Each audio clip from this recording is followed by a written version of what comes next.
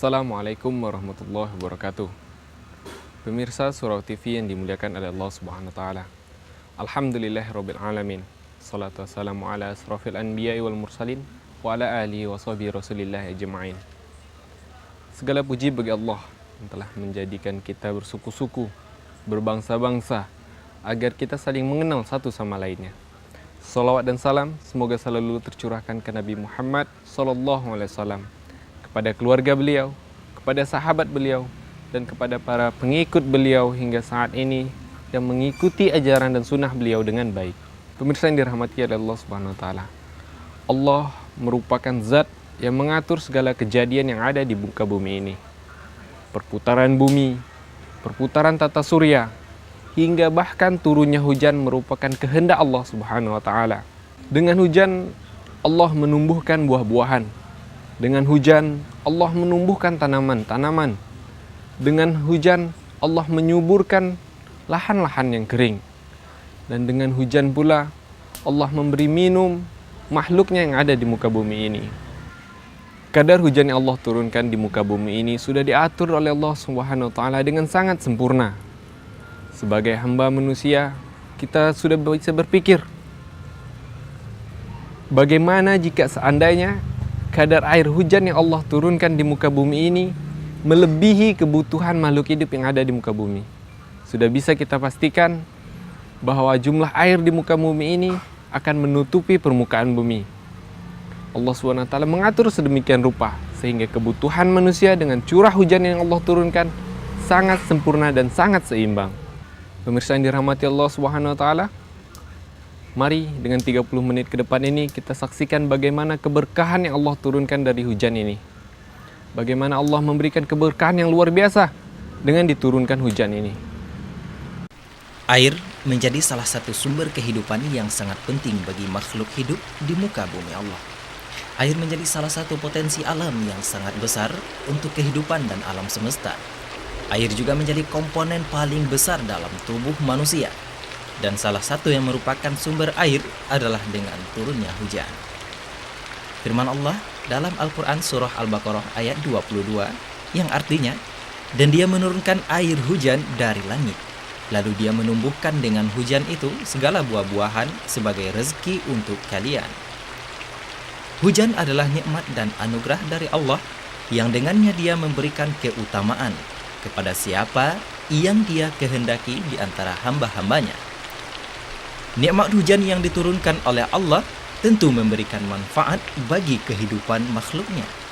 Hujan diturunkan oleh Allah dengan kadar ukuran yang tepat, jumlah air hujan yang sesuai peruntukannya dan kecepatan turunnya hujan. Setiap tahunnya 3-4 miliar liter air dibawa dari lautan menuju daratan. Diperkirakan sebanyak 16 ton air di bumi menguap setiap detiknya. Jumlah ini sama dengan perkiraan jumlah air yang turun ke bumi setiap detiknya. Hal ini menunjukkan kepada kita bahwa ini merupakan siklus perputaran air hujan yang seimbang bagi kehidupan. Karena jika turunnya air hujan melebihi jumlah penguapan, maka bumi akan tertutup dengan jumlah hujan yang sangat banyak. Allah juga menjadikan air hujan dengan rasa tawar, meski merupakan penguapan dari laut. Ini merupakan anugerah yang besar. Jika saja air hujan itu asin, maka tumbuhan tidak akan mampu tumbuh subur dan merupakan awal dari kebinasaan. A'udzu billahi minasy syaithanir rajim. Afara'aytumul maa'a alladhi tashrabun. أأنتم أنزلتموه من المزن أم نحن المنزلون لو نشاء جعلناه أجاجا فلولا تشكرون. Nikmat hujan yang diturunkan, yang pertama sebab adanya rezeki. Sebagaimana Allah Ta'ala berfirman, dan dialah yang menurunkan hujan sesudah mereka berputus asa dan dia menyebarkan rahmatnya. Al-Quran surah Asy-Syura ayat 28. Dengan hujan hidupnya bumi. Allah Ta'ala berfirman, Dan apa yang Allah turunkan dari langit berupa air, lalu dengan air itu dia hidupkan bumi sesudah mati atau keringnya. Al-Quran Surah Al-Baqarah ayat 164. Selanjutnya, hujan sebagai penyuci dalam toharah. Allah Subhanahu wa Ta'ala berfirman, dan dia menurunkan kepada kalian hujan dari langit untuk mensucikan kalian dengan hujan itu. Al-Quran Surah Al-Anfal ayat 11. Kemudian hujan untuk dikonsumsi oleh makhluk hidup di bumi. Allah Subhanahu wa Ta'ala berfirman, dialah yang telah menurunkan air hujan dari langit untuk kalian. Sebagiannya menjadi minuman dan sebagiannya menyuburkan tumbuh-tumbuhan. Yang pada tempat tumbuhnya kalian mengembalakan ternak kalian. Al-Quran Surah An-Nahl ayat 10. Yang juga harus diketahui oleh seorang muslim adalah hujan bisa juga menjadi siksa dari Allah Subhanahu wa Ta'ala. Sebagaimana firman Allah, A'udzu billahi minasy syaithanir rajim. Falamma ra'awhu 'aridan mustaqbil awdiyatihim qalu hadha 'aridun mumtiruna bal huwa masta'jaltum bihi rihun fiha 'adzabun alim tudammiru kulla shay'in bi amri rabbiha fa asbahu la yura illa masakinuhum kadzalika najzil qaumal mujrimin. Al-Quran Surah Al-Ahqaf ayat 24 sampai ayat 25. Seorang muslim yang beriman tidak akan mencela hujan. Sungguh sangat disayangkan sekali setiap orang sudah mengetahui bahwa hujan merupakan nikmat dari Allah Ta'ala, namun ketika hujan dirasa mengganggu aktivitasnya, timbullah kata-kata celaan. Aduh, hujan lagi. Bahkan ada yang sampai mengumpat. Rasulullah Shallallahu Alaihi Wasallam telah mengajarkan kepada kita. Dari Aisyah radhiyallahu anha, dia berkata, jika Rasulullah Shallallahu Alaihi Wasallam melihat hujan, maka beliau berdoa, Allahumma sayyiban nafi'an. Ya Allah, turunkanlah kepada kami hujan yang deras lagi bermanfaat. Hadis riwayat Al-Bukhari. Hujan juga momentum diijabahnya doa seseorang hamba. Sebagaimana hadis Nabi Shallallahu Alaihi Wasallam, carilah doa yang mustajab pada 3 keadaan: bertemunya 2 pasukan, menjelang sholat dilaksanakan, dan saat hujan turun. Muslimin yang dirahmati oleh Allah Subhanahu wa Ta'ala, Allah Subhanahu wa Ta'ala menurunkan kepada kita berbagai macam nikmatnya. Nikmat Allah tidak terhitung banyak. Bahkan Allah sendiri mengatakan, wa in ta'uddu ni'matallahi la tuhsuha. Jika kamu menghitung nikmat Allah, la tuhsuha, niscaya kalian tidak akan bisa menghitungnya, karena begitu banyak nikmat. Ya. Bahkan habis tinta kita, pulpen kita untuk menghitung nikmat Allah ini, mulai dari kita kecil, ya. Allah Subhanahu wa Ta'ala sebelumnya belum berikan kepada kita pendengaran yang berfungsi, penglihatan, akal. Alhamdulillah, seiring dengan perkembangan umur kita, Allah fungsikan penglihatan, pendengaran, hati, dan akal. Banyak nikmat Allah Subhanahu wa Ta'ala. Salah satu nikmat Allah Subhanahu wa Ta'ala yang besar, yang nikmat ini jika tidak ada akan menyebabkan gersangnya negeri kita, akan menyebabkan tanaman-tanaman bisa mati, yaitu nikmat turunnya hujan. Nikmat turunnya hujan. Hujan jelas manfaatnya besar. Wajar Allah mengatakan, wallahu anzala minas sama'i ma'am fa akhraja bihi minas thamarati rizqan lakum. Allah Subhanahu wa Ta'ala, dia yang mengeluarkan dari langit air hujan. Untuk apa? Rizqan lakum, sebagai rezeki bagi kamu. Coba kalau kita lihat sebagian orang dengan turunnya hujan mereka mendapatkan rezeki, hidup tanam-tanaman, hidup tumbuh-tumbuhan, hidup buah-buahan, ya negeri kita pun menjadi sejuk tak kala turunnya hujan.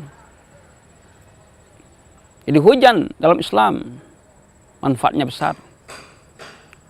Di antara manfaat hujan, turunnya hujan adalah sebagaimana kita katakan tadi bahwa hujan itu insya Allah akan mampu ya menyuburkan tanam-tanaman. Tanam-tanaman yang tidak disirami dengan air,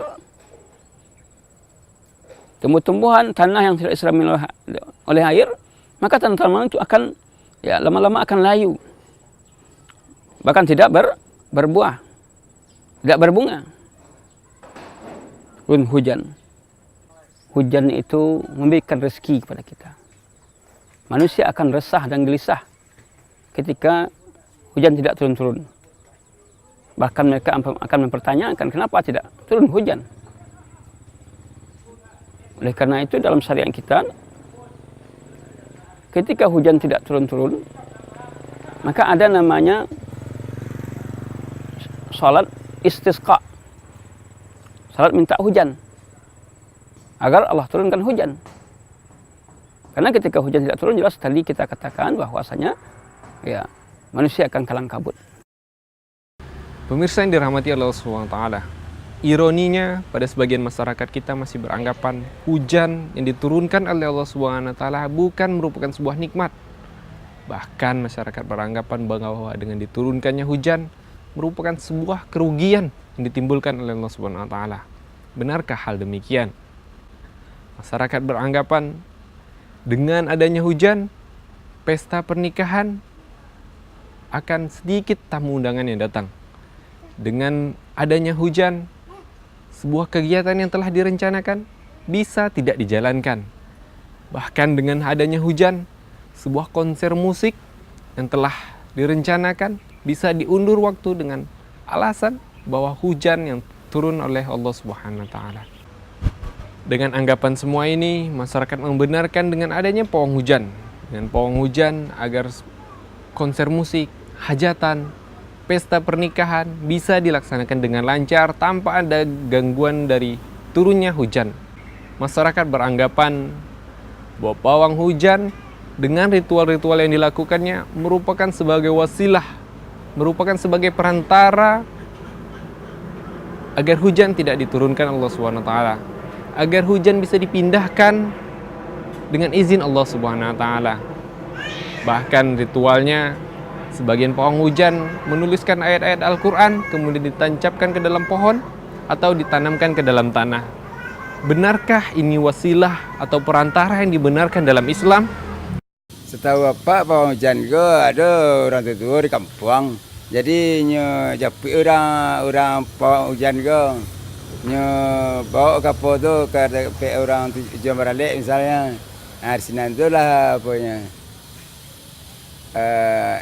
Ini apa entahlah ini bacaan lah apa supaya hujan ke berindah dari lokasi balik.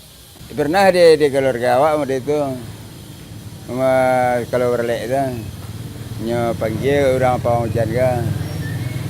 Kadang you nak kalau apa balik biasa hujan sehari, cuma kalau waktu ada perhitung lah istilahnya kalau ada beraman tu lain nak hujan kedua. Ya apa terserah kawan-kawan yang seorang tu saja. Ya, dah pernah apa minta macam dah. Kalau dia kamu awak tu pokok tasiriat tu awak nak ngerti, kalau kurang ngerti lah.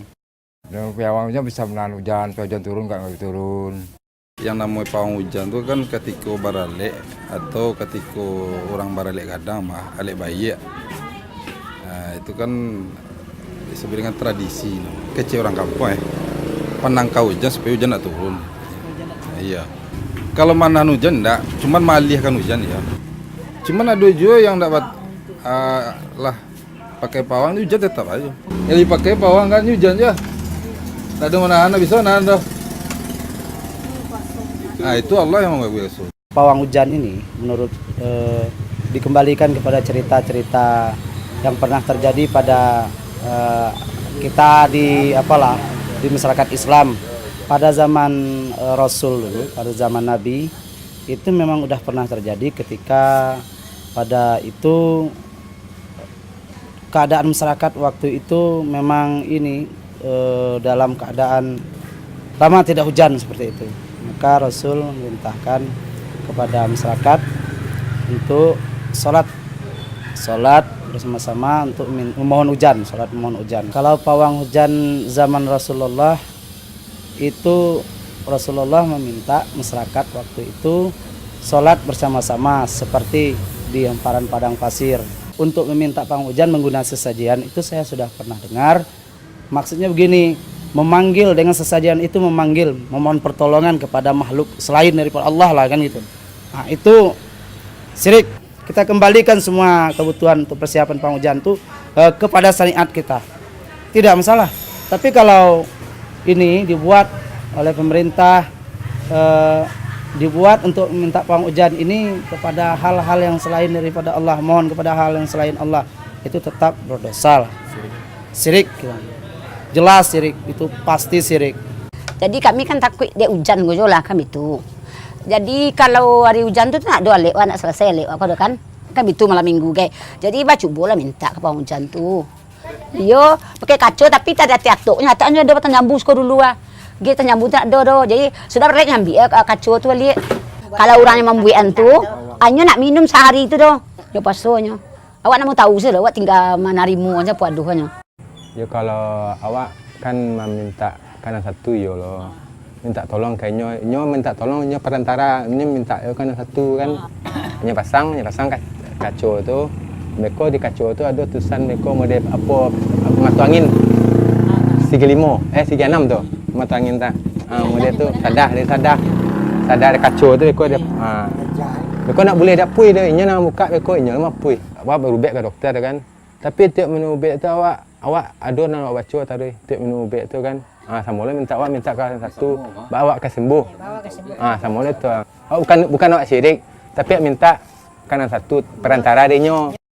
Segala sesuatu di alam ini yang terjadi, baik di langit dan di bumi, semua itu kekuasaan Allah Ta'ala dan perbuatannya. Dan tidak ada satu pun selain Allah Ta'ala yang menentang keputusannya. Dan Allah Ta'ala telah mengabarkan kepada para hambanya melalui kitab-kitabnya dan rasul-rasulnya bahwa menciptakan dan menentukan sesuatu adalah haknya. Demikian juga semua orang tahu bahwa yang menciptakan air, membagi-baginya, menurunkannya ke bumi adalah kekuasaan Allah Subhanahu wa Ta'ala. Tidak ada yang mengingkari hal ini kecuali orang yang ada bibit kesombongan dalam dirinya, atau ia telah menodai kefitrahannya sebagai seorang hamba. Sebagian orang tatkala memperhatikan hujan, ada yang sampai gelisah. Apalagi jika turunnya hujan dirasa mengganggu aktivitasnya, seperti acara pertemuan, pesta pernikahan, atau acara resmi dari pemerintahan yang menyelenggarakan suatu event nasional atau internasional.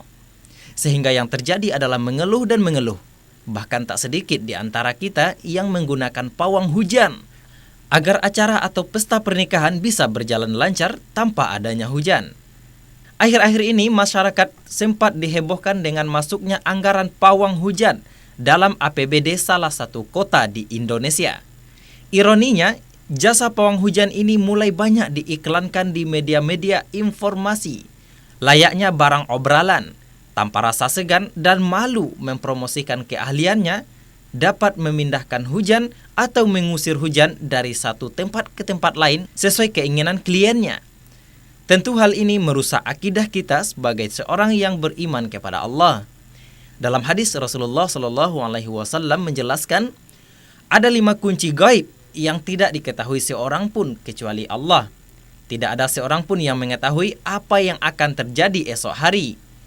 Tidak ada seorang pun yang mengetahui apa yang terdapat dalam rahim.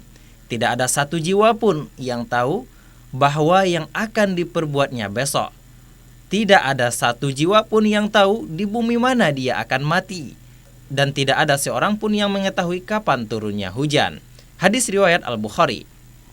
Pawang hujan diyakini oleh masyarakat adalah sebuah ilmu yang dimiliki oleh seseorang untuk menggeser arah awan hujan dan mempengaruhi keadaan cuaca sesuai dengan dikehendaki. Adapun tata cara yang ditawarkan bermacam ragam. Ada yang memindahkan hujan dengan cara Islami menurut anggapan mereka, yaitu dengan doa dan zikir. Dan ada juga dengan cara-cara yang syirik, yaitu dengan sesajen atau mantra-mantra. Semua itu bisa kita dapati tersebar di tengah masyarakat ataupun di media informasi. Bahkan ada yang lebih menghebohkan. Mereka berani memberi jaminan garansi. Jika sampai hujan turun, uang akan kembali. La haula wala quwata illa billah. Namun, yang cukup mengherankan, sebagian mereka menyatakan bahwa cara yang mereka gunakan adalah syar'i atau sesuai dengan syariat Islam, bukan cara syirki atau ritual kesyirikan, serta membawa beberapa dalil Al-Quran dan hadis untuk menanamkan kepercayaan kepada masyarakat bahwa praktik yang mereka lakukan adalah benar-benar sesuai syariat Islam dan sesuai tuntunan sunnah Rasulullah SAW. Di berbagai-bagai kegiatan kebersamaan yang melibatkan orang banyak,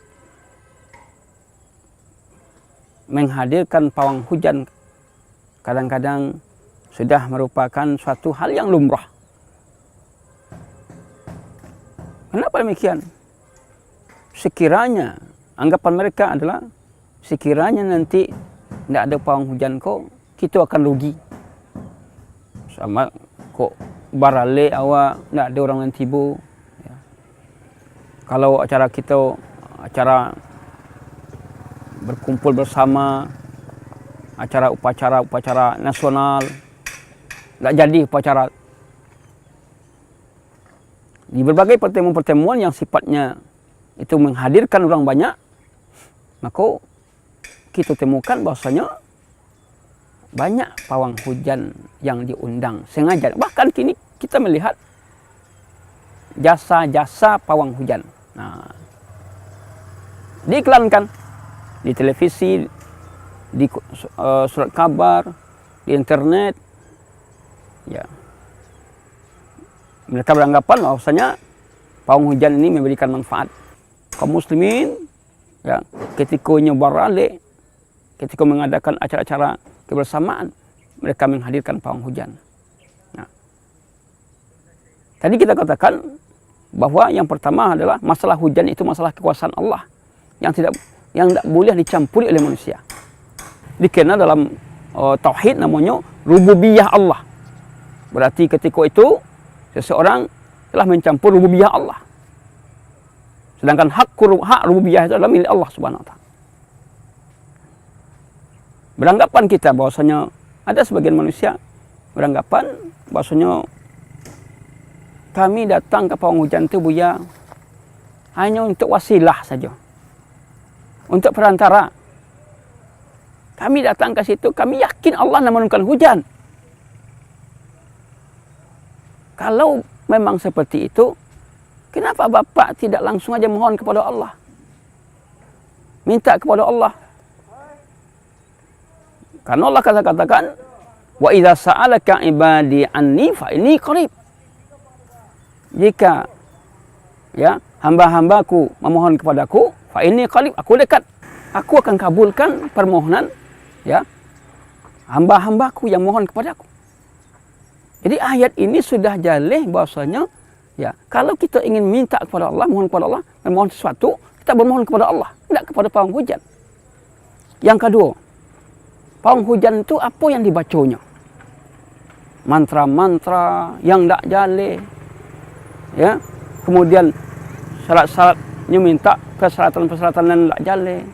Kemudian melakukan ritual-ritual yang kalau kita cari dari kacamata agama, kita lihat jelas bahasa berang benar. Sedangkan agama kita mengajarkan wala talbisul haqqa bil batil. Jangan kamu campur adukan antara yang hak dengan yang batil. Maka ikut tidak ada dalam Islam. Islam tidak mengenal cara seperti itu. Islam mengajarkan kita memohon kepada Allah. Ya. Kiranya kita mengadakan acara barale, ya, acara pertemuan-pertemuan yang butuh orang banyak. Tidak perlu kita untuk menahan, tidak perlu kita datang ke pawang hujan. Kenapa? Dengan datangnya kita pawang hujan itu, pawang hujan telah mencampuri urusan Allah, yaitu rububiyah Allah. Karena yang menurunkan hujan itu adalah Allah Subhanahu wa taala. Kemudian orang-orang dalam melakukan ritual-ritual ini dia minta bantuan kepada jin, kepada setan. Sehingga hujan ini bisa dihentikan. Musibah yang menimpa kita. Kalau Allah Subhanahu wa taala menghendaki negeri ini bisa hancur. Walaupun tadi ada orang yang mengatakan itu wasilah ya, perantara. Iya, akan tetapi perantara juga harus benar. Ketika tujuan kita baik, maka caranya juga baik. Kalau kita tujuan kita baik, cara tidak baik, maka jelas tidak tercapai tujuan tadi. Nah, demikian juga. Ya, kita ingin sembuh, ya tujuan kita baik, ya. Tapi kalau cara yang kita lakukan adalah melalui perdukunan, jelas ini tidak baik. Kalau Allah tidak reda dengan perbuatan kita, jelas akan terjadi hal yang tidak diinginkan. Tapi percayalah keredaan Allah, niscaya apa yang kita inginkan akan bisa terjadi. Oleh karena itu, sekali lagi kita mengatakan, jangan sampai dengan tujuan ini mengorbankan iman kita, mengorbankan akidah kita. Hanya kan tujuan dunia saja. Karena kita ingin ya bagaimana orang ramai menyaksikan pesta kita. Bagaimana ini bisa terlaksana, acara kita terlaksana, jangan sampai ada hujan itu mengganggu. Ya berarti kita menolak ketentuan Allah.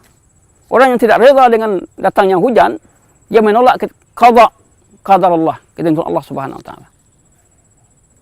Di sini letaknya, di sini rusaknya adanya pawang hujan tadi, bahwa seseorang tidak rela dengan kedatangan hujan, dia akan berusaha untuk menahan hujan, yang akhirnya apa?